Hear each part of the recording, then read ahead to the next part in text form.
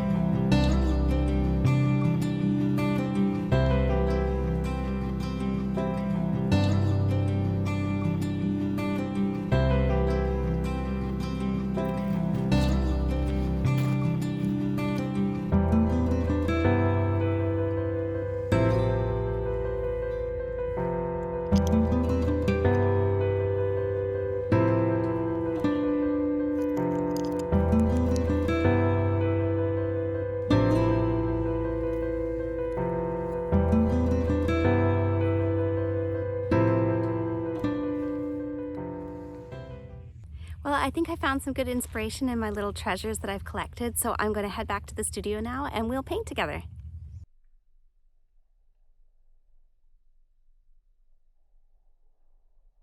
Welcome to my home and studio. I hope you enjoyed your little field trip, whether it was to the beach or the forest or a community garden. I find the ocean to be such a calming place, and I had a quote from a poet that I want to share with you. It is by Nayyirah Waheed, and it says, "If the ocean can calm itself, so can you. We are both salt water mixed with air." I love the quote because I have such a strong affinity for the ocean, and I grew up spending lots of time at the beach and on the ocean sailing. And I really like this idea that we can calm ourselves with different activities in our life. And so one of the ways I calm myself is to be in nature, and the other way is to be making art. And I thought that this quote went really nicely too with our activity today because we are doing watercolor, and we're going to use the objects that you bring home or the photos that you brought home with you to pull colors out of nature. And watercolor is it's very meditative and a very calming practice. So we are going to get started now, and I hope you enjoy it. So first up, let's talk about supplies. I will encourage you to use whatever you have on hand, but I'll share a few of my favorites too. So this is the paint box that I paint with most often. You can see it gets a lot of use, and I've picked out some of my favorite colors to use in this 18 well palette, and I use a combination of brands. So my favorite high-end brand is Daniel Smith. I also use some Winsor & Newton, and a local company called Opus Art Supplies for colors that are a bit more common. I'll use that one. It's a little bit of a cheaper option, but still great quality. I have a very old Winsor Newton set that's landscape colors, and I'll probably use that today too because it has a few more earthy browns and ochres in it than I have in this setup. So that's a little travel case I've had for ages and I love. And you might have something like one of these travel sets. This one's made by Sakura, and it has a few reds in it that I don't have in here. And this peachy color might be nice for some of the seashells. So I'll keep this one nearby too. And just for fun, I have my pearlescent colors nearby. These are metallic colors, and I'm thinking that I might want to use something in the silvers or maybe even the gold today. So it's okay if you don't have these specific ones, but it might be something to shop for or put on your wish list for the future.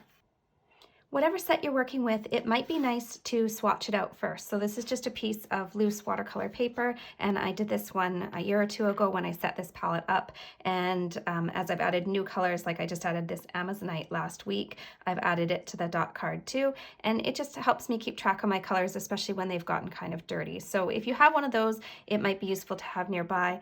In my travel sets, I keep one just up in the lid because as you can see, it gets a little hard to see some of the colors once I'm doing a lot of mixing. So here's my setup for painting. I've put my main palette here and I have my other ones close by. I've got a Strathmore watercolor sketchbook. It's a hardcover sketchbook, but you can use loose leaf paper if you like, whatever you have on hand, or an art journal. I have a pencil for writing, a watercolor brush, just a round brush. I think this is a number 6. It's so well loved, I can't read the number, maybe 4 or 6. Water, a cotton rag where I can wipe. If you're scared to commit to your sketchbook, which you shouldn't be, but if you are and you want a little tester, you can have another piece of loose watercolor paper here before you commit to making your color swatches. And of course, my little basket of treasures from the beach. I'm just going to start kind of in the style of nature journaling by adding a description of the place. So I was at Seal Bay Nature Park, so I'll just write that in.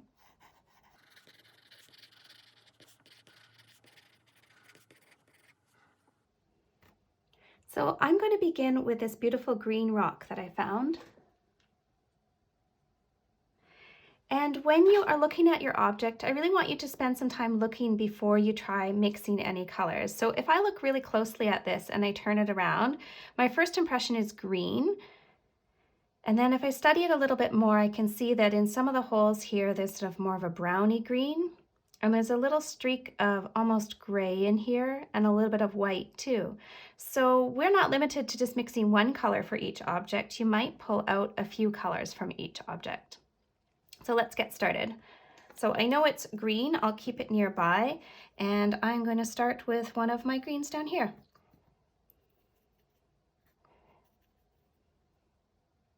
I can tell it's on the bright side of the green, so I need to add in some yellow. A little bit of yellow ochre in here. And I can see that's still really bright. So I'm going to go into one of my browns.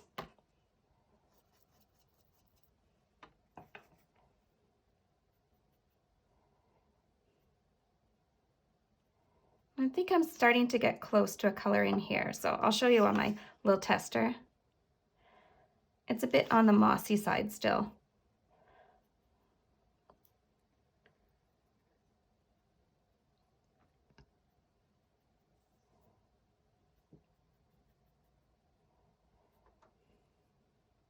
And then I'm just going to do a dot. So you could do a round dot or a little swatch and pull it down so it's more square, but I like the feeling of dots.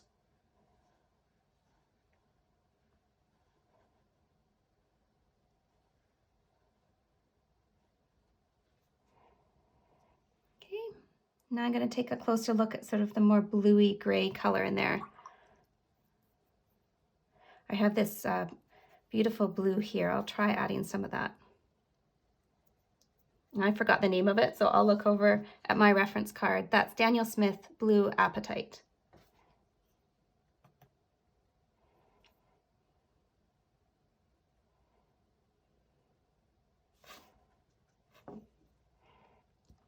Add a bit more water.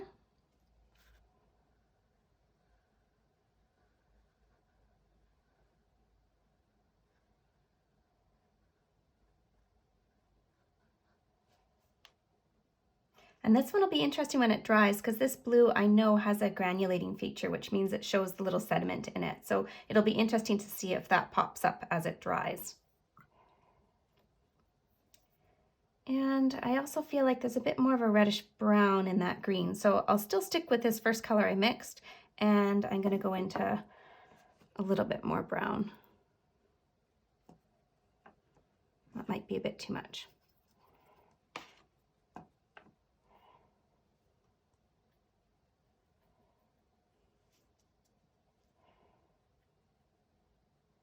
So I just pull in a little color at a time until I push it to somewhere that I'm happy with. Now, does it have to be a perfect match? No, it's not about perfection. It's about taking time to mix and to enjoy and to see what you can find that at first glance you don't see. So spending time with it.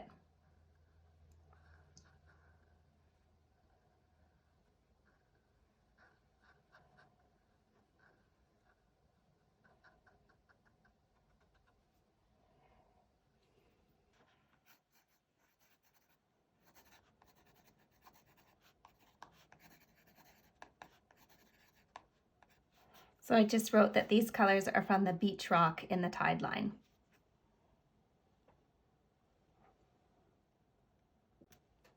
So I'll put my little rock inspiration back, and I'm going to choose something new out of the basket.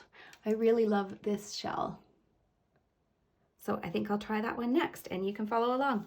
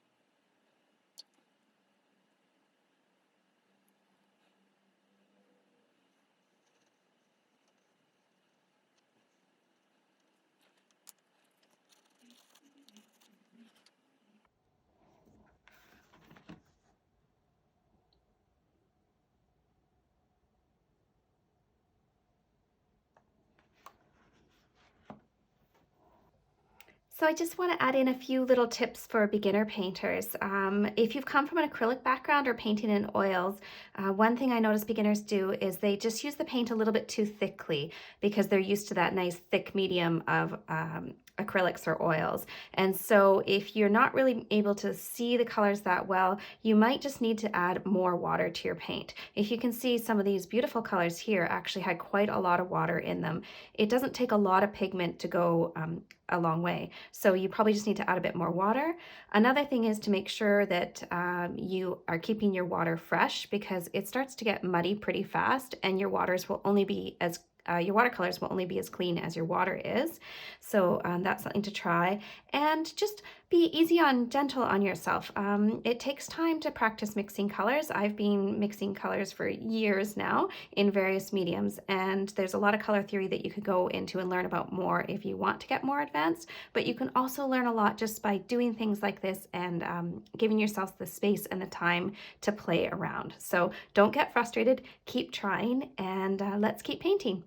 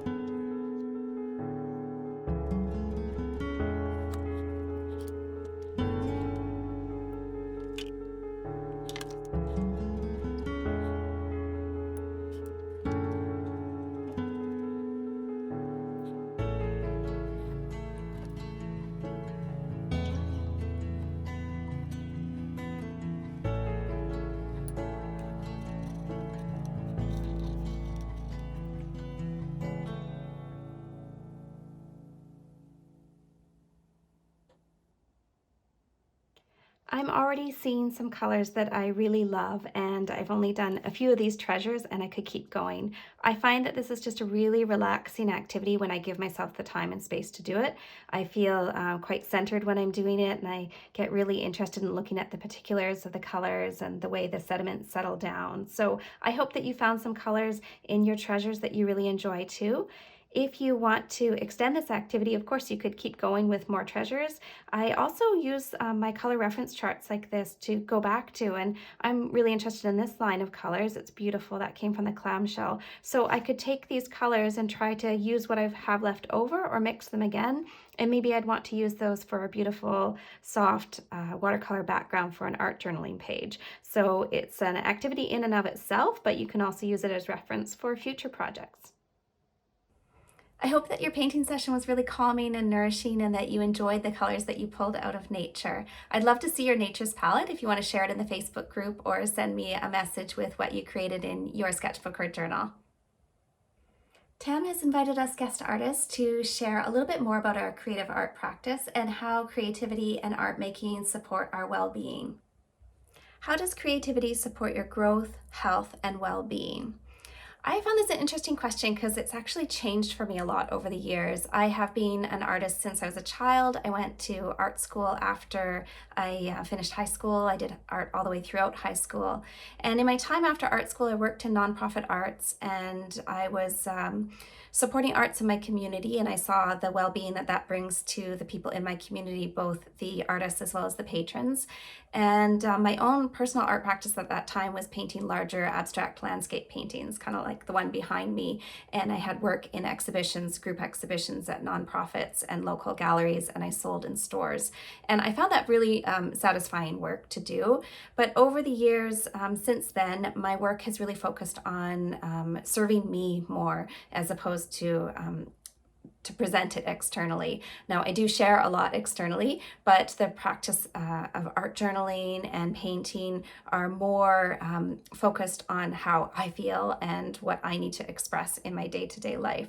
And I find that art journaling is just a really safe place for me to transform my energy. So if I come in, maybe I'm feeling calm already, or maybe I have something that I want to shift in that art making practice. And I find that journaling, whether I'm using watercolor or mixed media or simply writing, really supports me in my day-to-day life.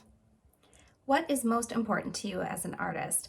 So this sort of builds upon my last answer about my artwork having grown to support me more. And the thing that's most important to me right now is finding a sense of connection in my work. And often, as you saw from our activity that we did today, that sense of connection comes first from an experience in nature. So I draw a lot upon my experiences in nature to create the artwork that I make, whether it's art journaling or little watercolor paintings.